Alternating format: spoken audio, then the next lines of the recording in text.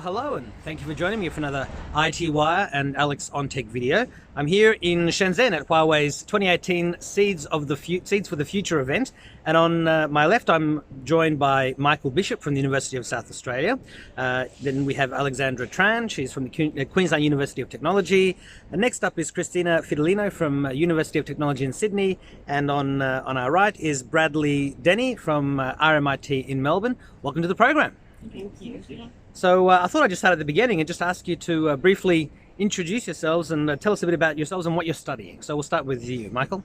My name's Michael Bishop. I'm from the University of South Australia. I'm studying a Bachelor of Information Technology, specialising in networking and cybersecurity. Okay, and Alexandra? I'm Alexandra Tran. I'm studying electrical engineering at Queensland University of Technology. Cristina? My name's Cristina Fidelino, and I'm studying a Bachelor of Science Information Technology at UTS, majoring in Enterprise Systems Development. And Bradley? My name's Bradley Denney. I'm from a small country town, but I study Bachelor of Science in Geospatial Science at RMIT in the city. So how did you each find out about the Seeds for the Future program, and did you hear about the experiences of students in previous years before applying? I got introduced to it by one of my lecturers. He coordinates the UniSA part of it, and he played us some clips from previous students to explain their experiences and really pushed us to encourage us to come along and see how we went. Sure. Were those the videos that I took that last year, or Probably, Probably. yes. Yeah. Well, there you go. Excellent. Well, these videos might be used for future students, but yeah, Alexandra. I was informed of the Seeds of the Future program by the New Columbia Plan, which is a signature initiative by the federal government to encourage young Australians to study, work and live in the Indo-Pacific region. Sure. And Cristina? For me personally, I took part in the 3-day Sydney program last year in Chatswood, and so I heard about the program through that as well. So when I heard that it was open, I was really excited to apply for this one. For RMIT, we all got an email, so every student in School of Science got an email telling us about the opportunity. And until I came to the briefing session, I'd never met any student involved with Huawei previously. Yeah. So Well, it was all pretty new. congratulations to you all for having made it, and you're now in the second week of the program. I know there's still a week to go where you'll be visiting Huawei's brand new R&D facility, which is amazing. But what have been some of the highlights that you've had on the trip thus far, and what are some of the things that you've been learning about? Highlight for me, probably first week was definitely the Great Wall. Just blew my mind, like how steep and how high it went very quickly. Just like the overall scale of it, you really got a good understanding of how hard it would have been to build and man for so many years. Yeah. It was amazing to go from a traditional town of Beijing to the modern metropolis that is Shenzhen, and to go from the traditional cultural experience to the high-tech, vibrant experience of being in Huawei headquarters was just incredible. I think for me personally, there's like a cultural highlight, which is being able to see all the different sites that we've been to in Beijing and also in Shenzhen. And then from like a technical perspective, it's being able to see the exhibition centers and all the innovations that Huawei has made within the recent years. As someone who's been keeping the news, you read about China all the time, and you read all these things about all the people and all the business and everything, but to actually be able to go to the capital and see what it's like in the centre, where all of China is the centre of its government, and to go to everywhere that you've seen on TV, like Tiananmen Square, Great Wall, the Forbidden Palace. That's something that was really awakening, being like, oh, wait, it is a real place, and we can go there, and we're here. Yeah. And now you're in what is arguably the tech capital of China, Exactly. in Shenzhen. Yeah. So what advice would you give to students who are thinking of applying to be part of the 2019 and future programs? Do it. It's been an amazing experience. When you get here, just do everything you can, eat everything, see everything, go anywhere. Like, don't be afraid to try anything. Everybody is so lovely and so kind. Just, you'll have a ball. Absolutely, I agree with Michael here. When you're applying, just keep an open mind of what China will be like. Don't have any preconceived notions, and you'll be amazed by the food, the culture, the high-tech environment. Yeah. Yeah, my advice would fall in the same line of just try everything, say yes, do what you didn't think that you were open to doing. I think is definitely the mindset that someone should take if they do take part in this program. Sure. Exactly. If you spend 3 weeks in China and all you learn is about, you know, your other Western friends and what it's like to be in Australia, then you really haven't made the most of it. Yeah. And also go beyond just what you do with the program. So while you may be going to classes, while we may be attending different things at the Huawei facility, go out, explore Shenzhen, talk to some of the people you see on the street, talk to them, find out what they do, and see what it is like to live in Shenzhen and Beijing. So are you now inspired to do more work with and in China in the future? I would say definitely yes. I can see part of my career ending up here. So yeah, it's been a great basis for hopefully a fruitful career somewhere in China. Yes. I believe many of us didn't imagine that we would be keen to work in Shenzhen in the future, but being here and seeing the similarities between China and Australia and how we can really boost that collaborative bilateral relations between the two nations, we can really see that we can both really prosper with technological innovation. And so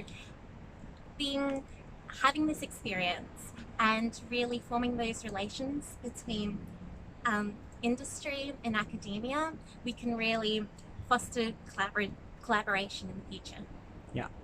I mean, as someone who's interested in technology, I think there's certainly a lot of value in working within China because it's essentially the epicenter of technological development in this digital age. And so I definitely see myself pursuing any careers or any other pursuits like within China or Shenzhen. I've personally travelled to China once before, and travelling is much different to actually working here and seeing what it's like to actually have a purpose to be in the city. So coming here, it's shown you what things might you have considered that you've never thought about, and especially shown you what the community is like, because what you see at tourist destinations, not just in China but just in the world, are very, very different to what you see from the residents and the citizens, and especially in some very large cities. So I think I speak for all of us when I think it's definitely changed what we thought of China and what we thought it's like to live in China, and I'd definitely be keen to come back and have a similar opportunity. Sure. 3 questions to go. The third last one is, where do you see technology evolving over the next decade, especially as it pertains to the subjects that you are studying?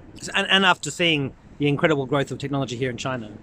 I think from my point of view, just the explosion of the number of devices and the number of interconnected IoT devices we're trying to deal with and secure from a cybersecurity perspective is going to just make my field even more in demand and generate more jobs and make it harder even. So yeah. At Huawei University, it was really amazing to see how AI, big data, IoT, cloud computing, 5G network would be applied to future society, and that will be in health, law, business. It'll be such an amazing application of technology. In a decade, we'll be taking it all for granted. Absolutely. Yeah, Cristina? Yeah, I think with as we progress within the digital age, we become more and more interconnected, and so it won't just be ICT as a standalone, it'll be ICT interconnected with all the other industries. And I think that's the trend that we'll really be going towards as we move towards 5G networks, IoT, big data, AI, and all that. We'll probably be 6G by then, Yeah, in a probably. decade. Definitely. I think coming from the major, which is a bit different to the other students on this program, but geospatial science, I think in the future people will really appreciate the need to understand where things happen. We understand why they happen, maybe how they happen, but putting that extra question of where is it occurring is something that has been done a bit, but it can definitely be done a bit more. And I think through the technologies that we've learnt here at Huawei, I think it just makes the availability of that kind of data and the capabilities of what we can use it for just in ways that we've never even thought of. I've never even considered, but once you start thinking about it, you think, we could do that. We can make that a reality. So my second last question is always just a little bit about yourselves, and that's simply to ask, what's the best piece of advice that you've received in life thus far that you think is worth sharing with the viewers? It's a tough one because, normally I'm asking CEOs and execs that have been in business for many years, but normally a mentor, a teacher, someone has told you something that you've stuck by. my advice would be don't be afraid to fail. Especially as a young adult, I was very scared of failing. I've been seen as a failure. But my life experiences I've gone through some of those issues, and you come out at the end a better person regardless of the situation. So don't be afraid of it, embrace it. welcome it as an opportunity to change yourself and be a better person. Yeah, failure is inevitable, and it's the way you learn to do it better next time. Yeah. Alexandra? Yes, I agree with that. Try not to be so much of a perfectionist. I think that's what held me back previously. Always think about how you can contribute to society, and always be customer focused. So how can I best serve the communities that I'm creating the technology for? Yeah, Cristina? I think, yes, being able to try everything, having an open mind would definitely be one of the key pieces of advice that I've been given. But one thing that I remember my grandmother telling me is that knowledge is the one treasure that people can't steal from you. So I think always being open to learning new things and keeping an open mind is definitely really important. Bradley? Not so much a quote from someone in my life, but a bit more of a cliche. Sure. But there's a lot of friends that I've told about this opportunity to come to Huawei and come to China, and they're like, oh, I wish I went for that, I wish I applied. And the answer is, well, if you didn't apply, well, of course you're not going to get it. So I think that my sentence would be, you miss every opportunity that you don't take. Yeah. And if you don't apply and you don't put your hand up and you don't try, worst comes to worst, you miss out on the opportunity. Yeah. But if you get that opportunity, then you'll really be able to reap the benefits of it. Yeah, if you don't ask, the answer is always no, and if you ask, well, you get to find out. Exactly. So, the final question is, what's your final message to IT Wire viewers and readers, and to your fellow students, future applicants, the ATN, and Huawei? Bit of a catch-all there. Buckle up. I think the next 5 years leading into the next 10 years is going to be really exciting. Everything's going to happen very, very fast, and it's going to be a hell of a ride. Yes. Keep connected. Always keep up with IT Wire and see what the latest tech news is. And you'll see a lot of collaborations between Asia Pacific region, especially China and Australia. I definitely say to keep in touch with all the tech that's happening, especially since it is moving so quickly. And to any of the future applicants, I say just do it. Apply, make sure that you try everything, and keep an open mind. I'd say see it for yourself. If there's something that you're curious about and there's something you want to explore, go and actually explore it. Because you can read about what people have done, you can read about what people have suggested, what their thoughts are, but to actually go there and do it yourself, it gives you another level of insight that you can only really get from experiencing it in your own eyes. Well, Michael, Alexandra, Cristina, and Bradley, thank you very much for your time. Best of luck with the next week and with the graduation ceremony, which we'll be filming very shortly. And thank you so much for your time. Thank you. Thank you. Thank you.